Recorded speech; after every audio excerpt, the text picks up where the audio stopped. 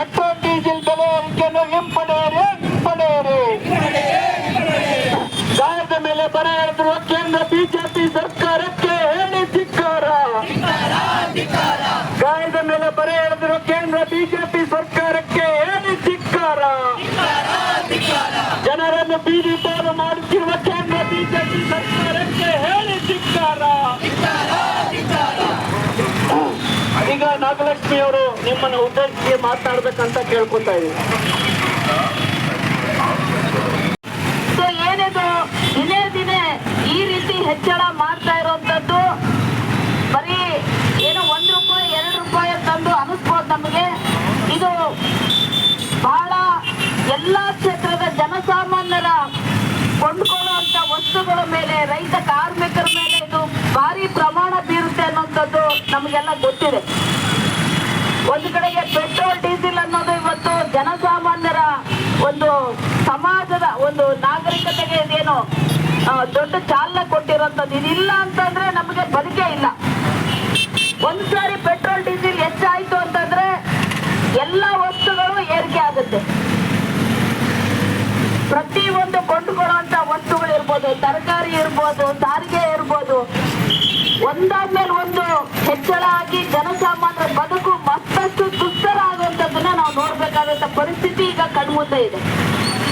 ನಿಮ್ಗೆಲ್ಲ ಗೊತ್ತಿರೋಂಗೆ ಇವತ್ತು ಯಾಕೆ ಹೆಚ್ಚು ಮಾಡ್ತಾ ಇದೀವಿ ಅಂತಂದು ಮಾನ್ಯ ಪ್ರಧಾನಮಂತ್ರಿ ಮೋದಿ ಅವರು ಹೇಳ್ತಾರೆ.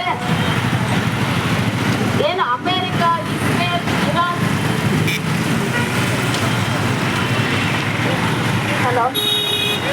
ಅಮೆರಿಕ, ಇಸ್ರೇಲ್, ಇರಾನ್ ಯುದ್ಧ ಏನ್ ನಡೀತಾ ಇದೆ, ಈ ಪರಿಣಾಮದಿಂದಾಗಿ ನಮಗೆ ಪೆಟ್ರೋಲ್ ಡೀಸೆಲ್ ಬರ್ತಾ ಇಲ್ಲ. ಮತ್ತೆ ಇನ್ನೊಂದು ಕಡೆಗೆ ಪೆಟ್ರೋಲ್ ಡೀಸೆಲ್ ಹೆಚ್ಚಳ, ಕಚ್ಚಾ ತೈಲ ಕೂಡ ಹೆಚ್ಚಾಗಿದೆ. ಈ ಎಲ್ಲಾ ಕಾರಣಕ್ಕೆ ದುಬಾರಿ ಮಾಡ್ಬೇಕಾಗುತ್ತೆ ಅಂತ ಹೇಳ್ತಾರೆ. ಅಷ್ಟೇ ಅಲ್ಲ, ಇನ್ನ ಮುಂದುವರೆದು ಜನಸಾಮಾನ್ಯರಿಗೆ ಬಿಟ್ಟು ಸಜೆಷನ್ಸ್ ಕೂಡ ಕೊಟ್ಟಿದ್ದಾರೆ. ಏನಪ್ಪ, ಹೆಚ್ಚು ಓಡಾಡ್ಬೇಡ್ರಿ,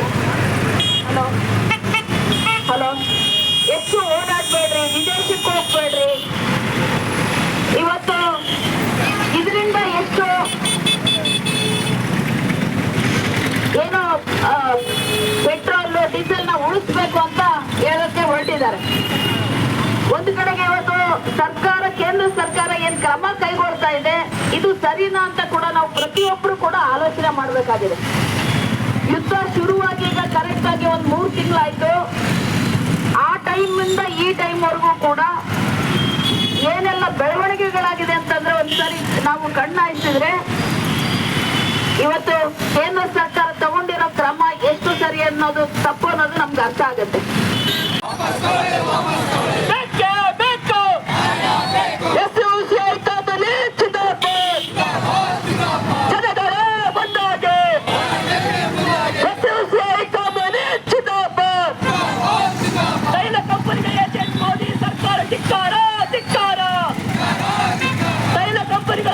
ಮೋದಿ ಸರ್ಕಾರ ಧಿಕ್ಕಾರ.